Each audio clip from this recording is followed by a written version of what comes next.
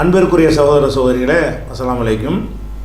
இந்த மொழி பற்றிய, மொழியின் அர்த்தம் பற்றிய இந்த பாடத்தை ஒவ்வொரு வெள்ளிக்கிழமை நடத்துகிறோம்.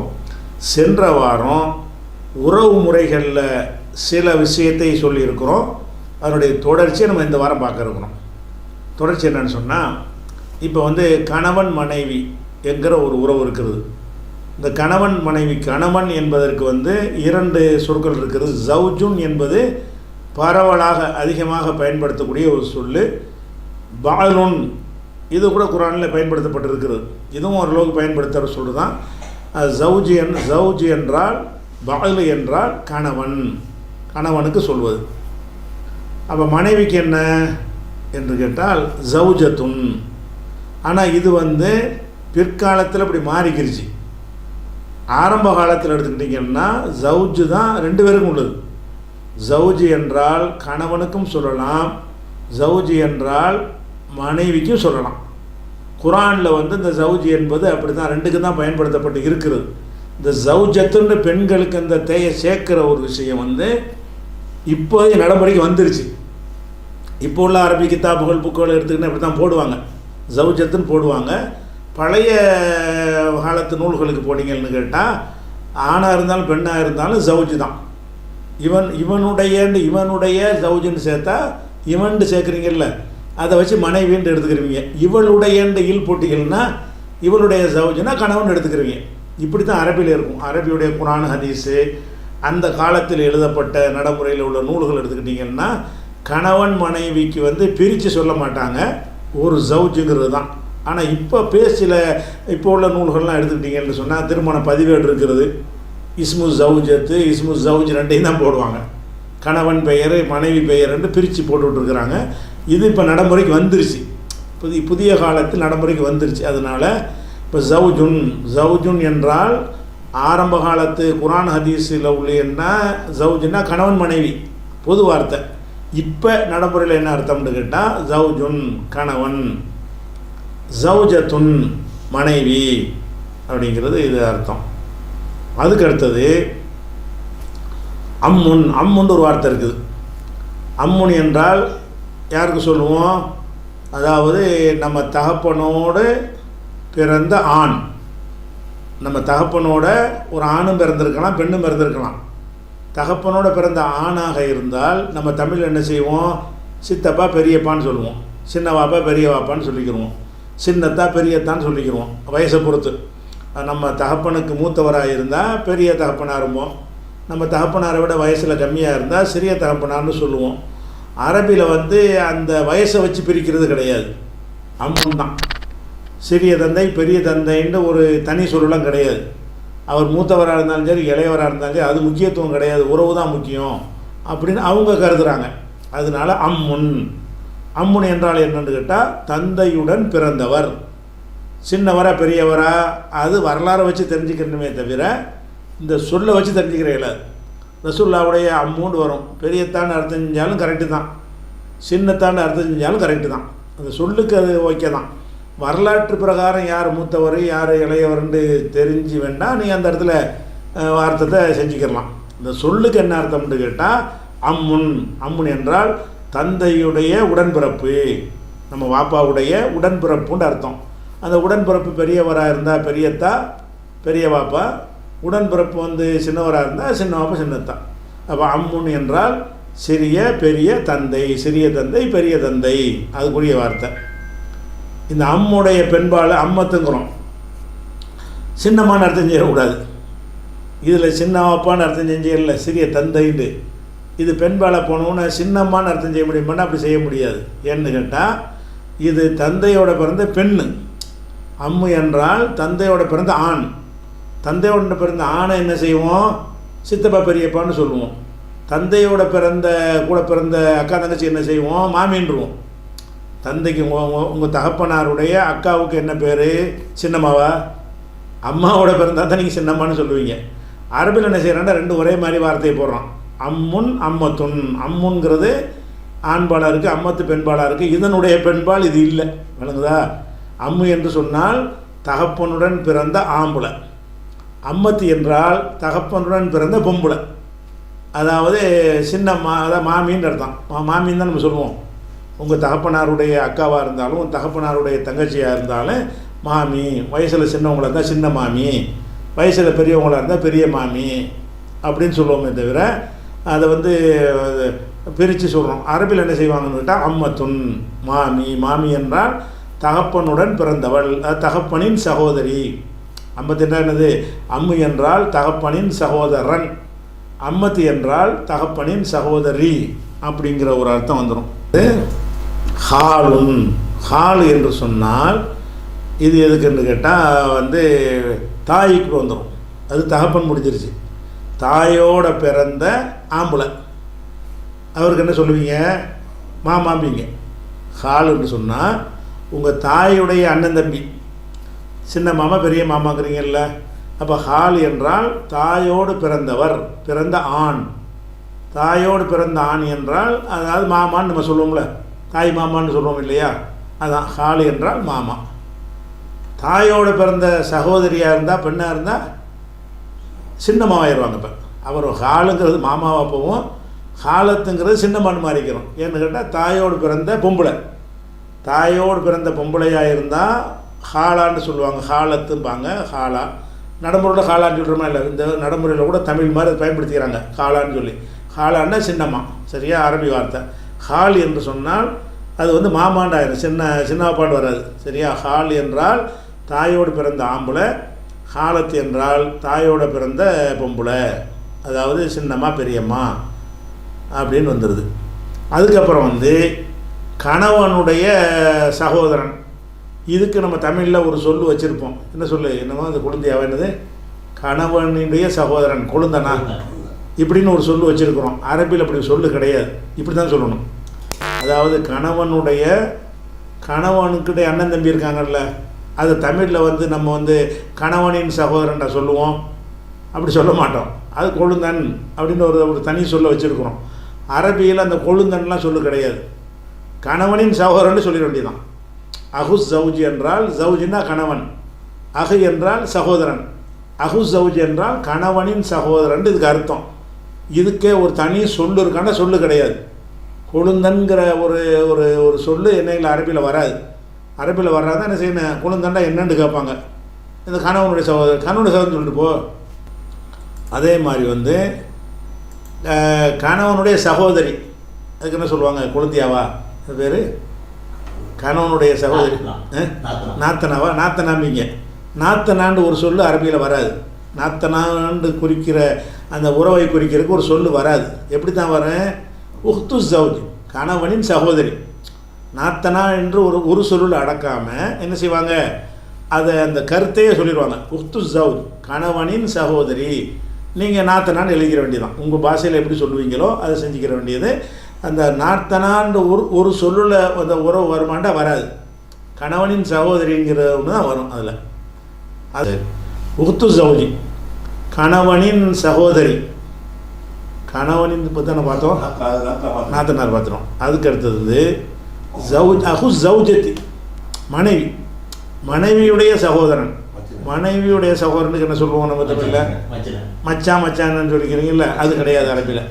மச்சான்னு சொல்கிறதுக்கு பதில் அப்படி சொல்லணும், மனைவியுடைய அண்ணன், மனைவியுடைய தம்பி அப்படி சொல்ல. மனைவியின் சகோதரன் இப்படி தான் சொல்லணும். அஹு ஜவுஜத்தி என்றால் மனைவியின் உடன் பிறந்தவன், மனைவியோடு பிறந்தவன் என்ற அர்த்தம்.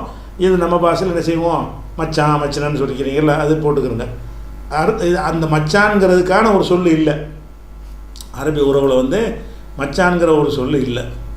அதுக்கப்புறம் வந்து உஹ்து ஜவுஜா, அதாவது மனைவியின் சகோதரி. ஒரு மனிதனுடைய மனைவி, மனைவியுடைய சகோதரி. அதைத்தான் குழந்தைன்னு சொல்லுவாங்களோ? முதல் தப்பாக சொல்லிட்டீங்களோ? நாத்தனவா? சரி. உஹ்து ஜவுஜத்தி, மனைவியுடைய சகோதரி. அப்போ மனைவியுடைய சகோதரிக்குன்னு ஒரு உறவு வச்சுருப்பீங்கல்ல, அந்த சொல்லு தமிழில் அரபியில் வராது. மனைவியின் சகோதரி சொல்ல வேண்டியதான். அரபியில் பேச நினச்சிங்கன்னா இவர் என் மனைவியின் சகோதரி, மனைவியுடைய அக்கா தங்கச்சி இருக்காங்கன்னு வைங்களேன், அதை வந்து அது உறவாக சொல்ல முடியாது. அந்த ஒரு அதனுடைய நேரடி அர்த்தத்தை சொல்லணும். மனைவியின் சகோதரி அப்படி தான் சொல்லணும். உஹ்து ஜவுஜத்தி, உஹ்து ஜவுஜத்தி ரெண்டு சேர்த்து ஒரு சொல்லு. அதுக்கு அடுத்தது அண்ணன் மகன் தம்பி மகன் சொல்கிறோம் இல்லையா, அண்ணன் அதுக்கு வந்து ஒரு தமிழ்லையும் தனி பேர் கிடையாது. தமிழில் என்ன செய்வோன்னா இவர் யாருங்க அண்ணன் மகன், இவர் தம்பி மகன், அப்படி தான் அரபிலையும் சொல்லணும். எப்படி சொல்லணும்? இப்னுல் அஹி, ஏன்னா அண்ணன் தம்பிங்கிறோம்ல, அது கூட அரபியில் கிடையாது. அண்ணனுக்கும் அஹு தான், தம்பிக்கும் அஹு தான். சகோதரனுங்கிற சொல்லு தான் அரபியில் வருமே தவிர அண்ணன் தம்பிங்கிறது சொல்லு வராது. அகுல் கபீர் பெரிய சகோதரன், அகு சகீர் சின்ன சகோதரன் வரும். அதனால் அண்ணன் தம்பிங்கிறதுக்கு பதிலாக ஒரு சொல்லு தான் சகோதரன். இது என்னென்னு கேட்டால் இப்னுல் அஹி, சகோதரன் மகன், அண்ணன் மகன் தம்பி மகன், இப்படி தான் அந்த உறவை சொல்லணும். அண்ணனுடைய மகன் தம்பியுடைய மகனாக இருந்தால் இப்னுல் அஹி, சகோதரனுடைய மகன் அப்படின்னு சொல்லணும். அதுக்கு அடுத்து வந்து சகோதரியுடைய மகன், அக்கா மகன் தங்கச்சி மகன் இருக்குன்னு வைங்களேன், அதுக்கு ஒரு உறவு கிடையாது, தமிழ்லையும் கிடையாது. அக்கா மகன் தான் சொல்லுவீங்க, தங்கச்சி மகன் பிரித்து சொல்லுவீங்க. அரபியில் என்ன செய்ய முடியாதுன்னா சகோதரி தான், இப்னுல் உக்த், மருமகன் சொல்லுவாங்களோ மருமகன் சொல்லுவீங்க. அரபியில் மருமகன் சொல்ல முடியாது. அரபியில் எப்படி சொல்லணும்? இப்னுல் உக்தி, அக்காவுடைய மகன், அக்கா மகன் மருமகன் வச்சுருக்கோமா, அது தமிழுக்கு சொல்லு இருக்குது. அரபியில் என்ன இருக்குன்னு கேட்டால் அக்கா மகன்ட சொல்லு, அவ்வளோதான். இப்னுல் உக்தி, சகோதரியின் மகன், இப்படி தான் சொல்லணும். அதே மாதிரி இப்னத்துல் அஹி, அண்ணன் மகள்னு சொல்கிறோம், தம்பி மகள்ங்கிறோம்ல, அந்த சொல்லுவதாக இருந்தால் இப்னத்துண்டா மகள், அஹி என்றால் சகோதரன், இப்னத்துல் அஹி என்றால் சகோதரனுடைய மகள், அண்ணன் தம்பி மகள் ரெண்டுக்கும் பொது.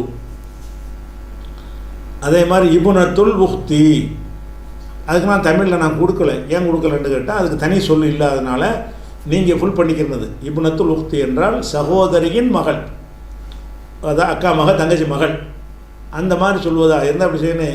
இப்படி தான் சொல்லணும். இப்னத்துல் உக்தி, உகுத்துடைய மகள், உக்துனா சகோதரி, சகோதரி மகள், இப்படி சொல்லணும். அதுபோக தகப்பனுக்கு தகப்பன், தாய்க்கு தகப்பன், இதுக்கு என்ன செய்வோம்னா தாத்தான்னு சொல்லுவோம். தாயுடைய தகப்பனையும் தாத்தான்னு சொல்லுவோம், தகப்பனுடைய தகப்பனையும் தாத்தான்னு சொல்லுவோமா, அப்படி சொல்லுவோம். அதுக்கு அரபியில் வந்து ஜத்துன், ஜத்து என்றால் பாட்டன், தாய் வழிபாட்டன் தந்தை வழிபாட்டன் பிரிச்சுக்கலாம். ஆனால் ஜத்துன்னா ரெண்டுக்கும் உள்ளது தான். ஜத்துன்னா யார்? பாட்டன், அம்மாவை பெற்றவன் அப்பாவை பெற்றவனுக்கு வந்து ஜத்து அப்படின்னு சொல்லுவாங்க. பாட்டிக்கு என்ன செய்வாங்கன்னா ஜத்தத்துன், ஜத்துன்னா ஆம்பளைக்கு சொல்கிறது, ஜத்தத்துன்னா பொம்பளைக்கு உள்ளது. ஜத்தத்துன் என்றால் பாட்டி, அம்மாவுடைய அம்மா, அப்பாவுடைய அம்மா. நம்ம தமிழில் என்ன செய்வோம்னா அது பிரித்து சொல்லுவாங்க, அது தனித்தனி சொல்லி வச்சுருப்பாங்க. ஆனால் ரெண்டுக்கும் பொதுவு தான். ஜத்தத்துன்னா இது அம்மாவுடைய அம்மாவும் ஜத்தத்து தான், உங்கள் அப்பாவுடைய அம்மாவும் ஜத்தத்து பாட்டி, அப்படி உள்ளது. அடுத்தது வந்து பேரன். பேரன்னா யார்? மகனுடைய மகனும் பேரன் தான், மகளுடைய மகனும் பேரன் தான். அதுக்கு உள்ள வார்த்தை வந்து ஹஃபீதுன், பேரன். அதாவது மகன், இப்னுன்னு அர்த்தம், மகனுடைய மகன் அல்லது மகளுடைய மகன், ஆம்பளைக்கு சொல்கிறது பேரன். இதையே இப்போ பேத்திக்கு சொல்வதாக இருந்தால் ஹஃபீதத்துன்.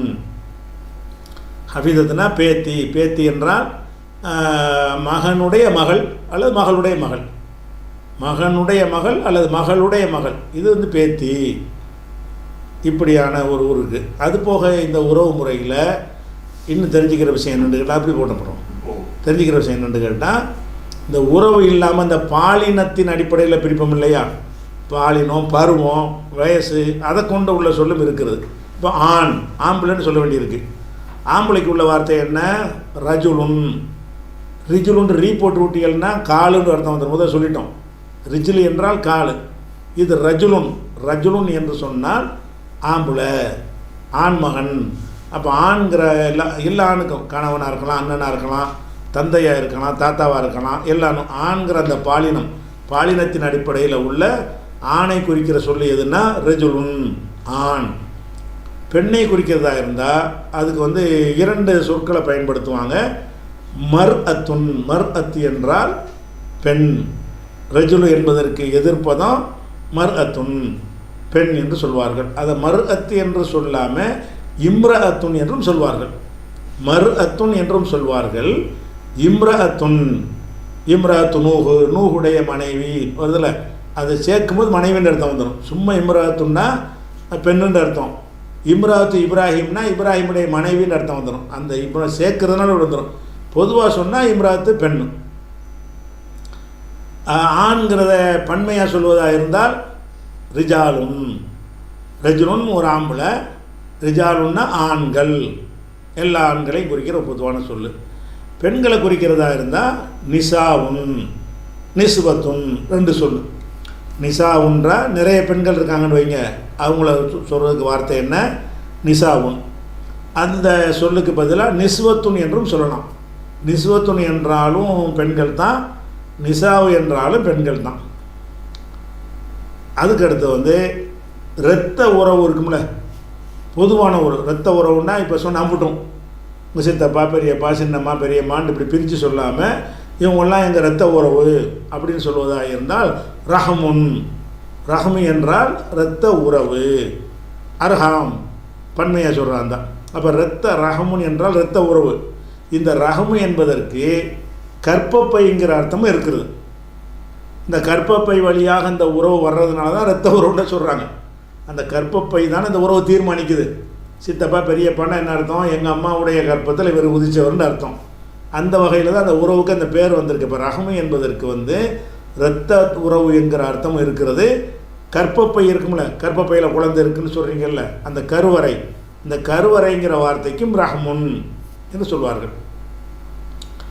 அதே மாதிரி பொதுவாக உறவினர் சொந்தக்காரங்கிற இவர் நம்ம சொந்தக்காரரு அப்படின்னு சொல்கிறீங்க. இரத்த உறவு இல்லாமல் இருப்பாங்க. சொந்தக்காரங்கிறது மனைவி வழியில் இருப்பாங்க, பல வகையில் வருவாங்க.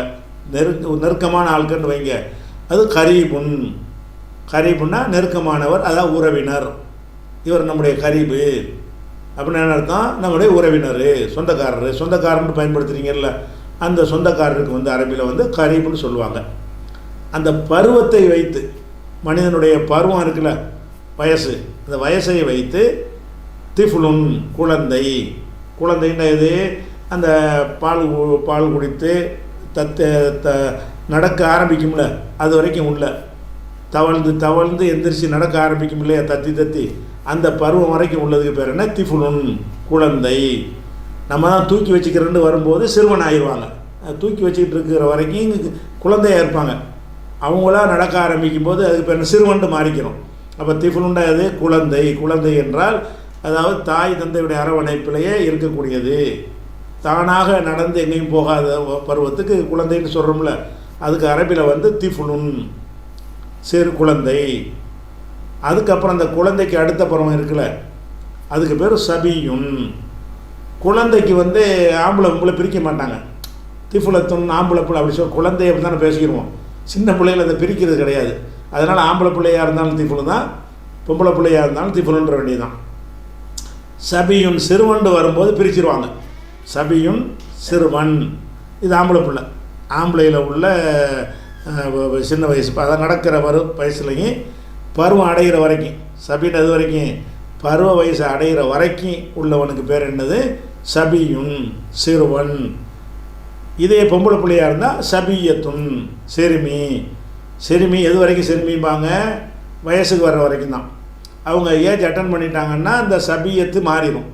சபியுன் என்றால் ஆம்பளையில் சிறுவன், சபியத்து என்றால் பொம்பளையில் சிறுமியாக இருக்கிறவங்க பருவம் அடைஞ்சிட்டாங்கன்னு வைங்க, அதுக்குள்ள சொல்லி என்ன என்றால் ஃபத்தாத்துன். இது ஃபத்தா என்றால் ஆம்பளைக்கு உள்ளது, இளைஞன். அதுக்கு இன்னொரு சொல்லு ஷாபுன். ஃபத்தா என்று வேண்டால் நீங்கள் சொல்லிக்கொள்ளலாம், ஷாபு என்றாலும் சொல்லிக்கொள்ளலாம். ரெண்டுக்கு அர்த்தம் என்னென்னா இளைஞன். இளைஞனுக்கு அர்த்தம் என்ன? இஸ்லாத்தில் அரபி மொழியில் என்ன அர்த்தம் என்று கேட்டால், பருவ வயசை அடைஞ்சவுடனே இளைஞன் ஆயிடுறான். ஒரு 15 வயசை தாண்டிட்டான்னு சொன்னால் அவன் யார்? இளைஞன் ஆயிடுறான். சரியா? அதே மாதிரி பெண்களும் பருவ வயசை அட்டன் பண்ணிட்டாங்கன்னா இளம் பெண்ணாக மாறிடுவாங்க. இது ஆம்பளைக்கு ஃபத்தா என்றும் ஷாபு என்றும் சொல்லலாம், இளைஞன் என்று அர்த்தம். பொம்பளைக்கு சொல்கிறதா இருந்தால் ஃபத்தாத்துன், ஷாபத்துன், ரெண்டில் எது வேணாலும் சொல்லலாம். ஃபத்தாத்து என்றாலும் இளம்பெண். இளம்பெண்ணா அது பருவ வயசு அடைஞ்சிட்டாங்க இல்லையா, அடைஞ்சதுலேருந்து உள்ளது அது இளம்பெண். ஃபத்தாத்துன் என்றாலும் இளம்பெண்ணு, ஷாபத்து என்றாலும் இளம்பெண் அப்படின்ற அந்த பருவத்தை வச்சு சொல்லிக்கிடுவாங்க. அதே மாதிரி வயசாகிட்டாங்க, தள்ளாத வயசாகிட்டாங்கன்னு வைங்க, அதை நம்ம கிழவன்ட்டு சொல்லுவோம்ல, அதுக்கு அரபியில் வந்து 2 சொல்லுவாங்க. அஜூசுன் என்றாலும் கிழவன் தான், ஷேகுன் என்றாலும் கிழவன் தான். ஆனால் அந்த ஷேகுங்கிறது கிழவன்கிற அர்த்தமாக இருந்தாலும் நடைமுறையில் கொஞ்சம் பெரியார் அந்த மாதிரி ஒரு மத குறுக்கு வச்சுட்டாங்க. பெரிய ஷேக் அவர், எங்கள் ஷேகும்பாங்க. ஷேகுனா கிழவன் அர்த்தம். ஷேகு என்ற வார்த்தைக்கு அகராதி அர்த்தம் என்னென்னு கேட்டால் கிழவன். கிழவன் என்று கேட்டால் ஒரு 50-55 தாண்டவன், 60 தாண்டவனை ஷேகுன்னு சொல்லுவாங்க. அப்போ இந்த கிழவன் என்பதற்கு குறிக்கிறதுக்கு வந்து அஜூஸ் என்ற வார்த்தையும் பயன்படுத்தி கொள்ளலாம், ஷேகு என்ற வார்த்தையும் பயன்படுத்தி கொள்ளலாம். இதுதான் அகராதியில் மொழியில் உள்ள ஒரு விஷயம். ஆனால் நடைமுறையில் ஷேகுன்னு யாருக்கு வச்சுக்கிறாங்கன்னு கேட்டால் ஒரு அஜர்த்து மாதிரி உள்ள ஆள், பெரிய அது மாதிரி உள்ள ஆள், பெரிய தலைப்பாச்சி பழம் கட்டி அந்த ஒரு ஷேகும்பாங்க. அதுக்கு அர்த்தம் நேரடி அர்த்தம் கிடையாது, நம்மளாம் வழக்கத்தில் அப்படி ஆக்கிட்டது ஷேகுன்றாங்க. அதே மாதிரி பொம்பளைக்கு சொல்கிறதா இருந்தால் அஜூசத்துன் கிழவி. அஜூசுன் என்றால் கிழவன், அஜூசத்துன் என்று சொன்னால் கிழவி அப்படின்னு அர்த்தம். இந்த அஜூசத்துக்கு இன்னொரு சொல்லும் இருக்குது, ஷெய்ஹத்துன். ஷெய்ஹுன்னு சொன்னோம்ல, அதுக்கு பதிலாக ஷெய்ஹத்துன், அவங்களுக்கு வந்து கிழவி அப்படின்ற அர்த்தம். 2 சொல் இருக்குது. அதுக்கப்புறம் வந்து அந்த உறவு முறையில் முக்கியமான என்னென்னு கேட்டால் பெண்கள் வந்து குழந்தைக்கு பால் ஊட்டுவாங்க. அந்த பால் ஊட்டுற ஒரு செயலுக்கு பேர் என்னென்னு கேட்டால் அரபியில் ரலாத்துன். இது நம்ம இஸ்லாத்தில் நம்ம தெரிஞ்சிக்கிற வேண்டிய விஷயமா இருக்குது. ஏன்னு கேட்டால் இதை கொண்டு சில சட்டங்கள்லாம் வரும். ஒரு பெண்ணு யாரோ ஒரு பிள்ளைக்கு பால் கொடுத்துட்டாங்கன்னா அம்மாவாயிடுவாங்க. அந்த மாதிரியான ஒரு விஷயங்கள்லாம் இருக்கிறதுனால இதெல்லாம் வந்து இப்போ நடைமுறையில் இந்த சொல்ல தேவைப்படாமல் இருக்கலாம் அவங்களுக்கு. ஆனால் குர்ஆன் ஹதீஸில் நம்ம படிக்கும் பொழுது இந்த ரலாத்தை வச்சு நிறைய சட்டங்கள் வர்றதுனால பால் குடிக்கிறவ அதனுடைய சொற்களை எல்லாம் என்ன செய்யணும் தெரிஞ்சு வச்சுக்கிறணும். ரலாத்துன்னா பால் ஊட்டுதல். அதாவது ஒரு பெண்ணு ஒரு தன் குழந்தைக்கு கொடுத்தாலும் சரி, வேற ஒரு குழந்தைக்கு கொடுத்தாலும் சரி, அந்த செயலுக்கு பேர் என்னது? ரலாத்துன், பால் ஊட்டுதல். அதே மாதிரி வந்து ஒரு பிள்ளை எடுத்து நம்ம வளர்க்குறோம். வளர்ப்பு மகன்கிற இஸ்லாத்தில் கிடையாது, வளர்ப்பு மகன்கிறது கிடையாது. ஆனால் வந்து இந்த ஹாலினத்தன் இந்த வார்த்தையை நம்ம சொல்லலாம். வளர்ப்பு தாயின்னு சொன்னால் அந்த தாய் அந்தஸ்து வரமாட்டாங்க, உம்மூண்டு வரமாட்டாங்க. தாய் என்று அவங்கள சொல்லக்கூடாது. ஒருத்தங்க எடுத்து ஒருத்தன் வளர்க்குறாங்கன்னு சொன்னால் ஹாலினத்துன், இந்த குழந்தையை தான் வந்து பராமரிக்கிறாள். வேற ஒரு பிள்ளை எடுத்து நம்ம வளர்க்குறோம். வளர்க்குறத மார்க்கத்து தப்பான்னா தப்பு கிடையாது. வளர்க்குற பிள்ளைய நம்ம பிள்ளைன்னு சொல்லிடக்கூடாது. வளர்க்குற தப்பு கிடையாது. அந்த பிள்ளைய நம்ம பிள்ளைன்னு சொல்லிடக்கூடாது. இன்னார் பிள்ளை நான் வளர்க்குறேன் என்று சொல்லிக்கிறலாம். இப்போ ஹாலினத்துன்னா வளர்ப்பு தாய். ஹாலினுன் என்றால் வளர்ப்பு இந்த தந்தை. தந்தைன்னா நான் அந்த சொல்லு அரபியில் தமிழில் போட்டிருக்கிறவங்களுக்கு அப்படி அர்த்தம் கிடையாது. வளர்க்குறவன், வளர்ப்பவள், அந்த தாய்க்கு சேர்க்கக்கூடாது. நீங்கள் விளங்குறதுக்கு அந்த வார்த்தையை நான் போட்டிருக்கிறேன். ஹாலினத்துன்னு சொன்னால் வேற ஒரு பிள்ளையை எடுத்து வளர்ப்பவள். ஹாலினுன் என்றால் வேற ஒருத்தன் பிள்ளையை எடுத்து வளர்ப்பவன். வளர்ப்பு தந்தை தான் இஸ்லாத்தில் இல்லை.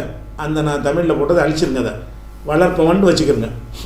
அதுக்கு அடுத்தது வந்து பால் ஊட்டுற அம்மா இருப்பாங்கல்ல, பால் ஊட்டுறவங்கன்னா பால் ஊட்டுற அந்த பருவத்தில் பால் ஊட்டியிருக்கணும். பால் ஊட்டுறதுக்குரிய வருஷம் வந்து 2 ஆண்டுகள் அப்படின்னு வருது.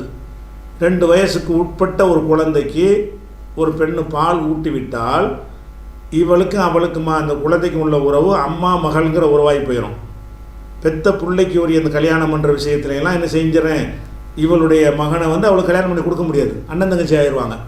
அதனால அதுக்கு வந்து ஒரு அந்த பால் ஊட்டுற தாய்க்கு பேர் என்னென்னு கேட்டால் முர்லியத்துன், பால் ஊட்டுகிற தாய். இந்த பால் ஊட்டுகிற தாய்ங்கிறத முர்லியத்துங்கிறது வந்து அரிதாகத்தான் சொல்லுவாங்க. இது ஆண்பாலாக தான் அதிகமாக பயன்படுத்துவாங்க.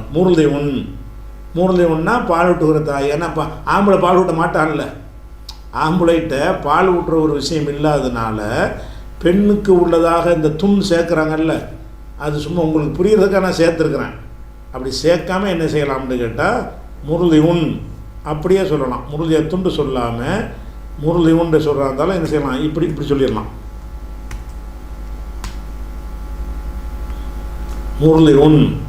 முர்லியுன் என்றால் அதை பால் ஊட்டுகிற தாய். ஆண்பால் மாதிரி சொல்லு இருக்கும், ஆனால் ஆண் வந்து பால் ஊட்ட மாட்டான்ல என்ற காரணத்தினால முர்லியுன் என்றாலும் அது பொம்பளை தான் குறிக்கும்.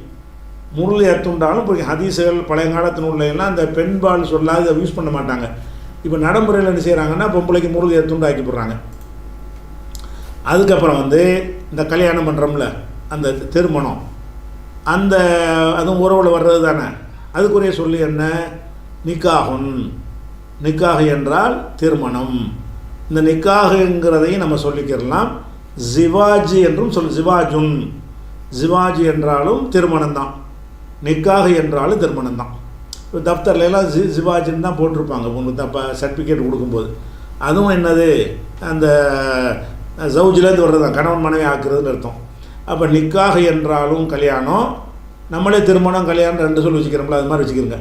நிக்காக என்றாலும் திருமணம் தான், ஜிவாஜி என்றாலும் திருமணம் தான்.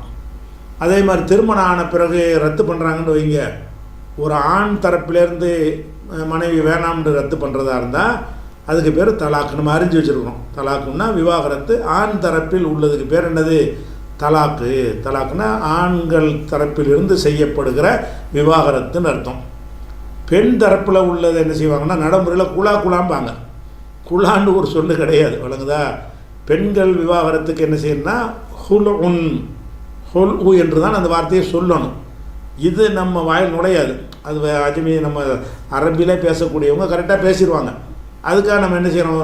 என்னோட ஹுல்ங்கிறத சொல்ல கஷ்டமாக இருக்குது, குலுன்னு சொல்லி குலாண்டு ஆகிடுச்சு. குலாண்டு கூணாலாவண்ணா போடுற அளவுக்கு ஆகிட்டோம். ஆனால் அது சொல்லி என்னன்னு கேட்டால் ஹுல் என்று சொன்னால் பெண்கள் செய்கிற தரப்பிலிருந்து எனக்கு புருஷன் வேணாம் என்று சொல்கிற விவாகரத்துக்கு பேர். இதை நடைமுறையில் குலா என்று சொல்வார்கள். குலா என்று இதை சொல்லக்கூடாது. ஆனால் அப்போ போய் நீங்கள் ஹுல்லுன்னு போய் சொல்லிட்டு இருக்காது, வழங்காது. நம்ம தமிழில் பேசும்போது குலாண்ட பேசிட்டு போங்க. அதை ஒரு மொழியாக இப்போ அரபியில் அதை சொல்ல நீங்கள் பயன்படுத்தும் பொழுது என்ன செய்யணும்? ஹுல்லுங்கிற வார்த்தையை பயன்படுத்தணுமே தவிர அந்த தமிழில் நீங்கள் இப்போ நாங்களே குலா இருந்தால் குலா மனு வந்திருக்குன்னு தான் நாங்களே சொல்லுவோம். ஏன்னு அப்போ தான் உங்களுக்கு விளங்கும். மக்கள்கிட்ட ஒரு சொல்லு எப்படி அறிமுகமாகி விட்டதோ அப்படி தான் நம்மளும் பேச வேண்டியிருக்கு. வேறு அரபி மொழி சொல்லாக இருந்தால் கூட அரபி கிராமர் படி பேச ஹொல்லு அங்கே வந்திருக்கலான்னா இல்லையா அதுக்கு வரலேன்றுவாங்க, புரியாது. அப்போ குலா சரி குலான்னு சொல்லி அதுன்னு போய்ட்டு இலக்கண பாடம் நடத்திட்டு இருக்க முடியுமா? அது முடியாது. அப்போ அந்த இன்றைக்கி தெரிஞ்சுக்கிறக்காண்டி இந்த குலாங்கிறாங்களே அந்த சொல்லு இருக்கான்னு கேட்டால் இல்லை, இது விஷயம். அடுத்து ஹம்லுனா ஹம்லுக்கு அர்த்தம் சுமக்கிறன்னு அர்த்தம். இருந்தாலும் இந்த மனித உறவுகளில் பெண்ணை பற்றி சொல்லும் பொழுது ஹம்லாக இருக்கிறாங்க.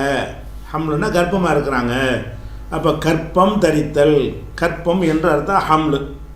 அந்த கர்ப்பிணியாக இருக்கிற பெண் இருக்காங்கல்ல, அவங்கள எப்படி சொல்லணும்னா ஹாமிலத்துண்டு தேவை கிடையாது. ஏன்னா ஆம்பளையில் கற்பம் இருக்காதுல்ல, அதனால் என்ன செய்வாங்கன்னா அது பெண்பாளுக்கு தனி சொல்லு கிடையாது. ஹாமில் என்றால் கர்ப்பிணி. ஹாமிலத்துண்டு இங்கே சேர்க்கக்கூடாது. ஏன் சேர்க்கக்கூடாதுன்னு கேட்டால் அவசியம் இல்லைங்கள.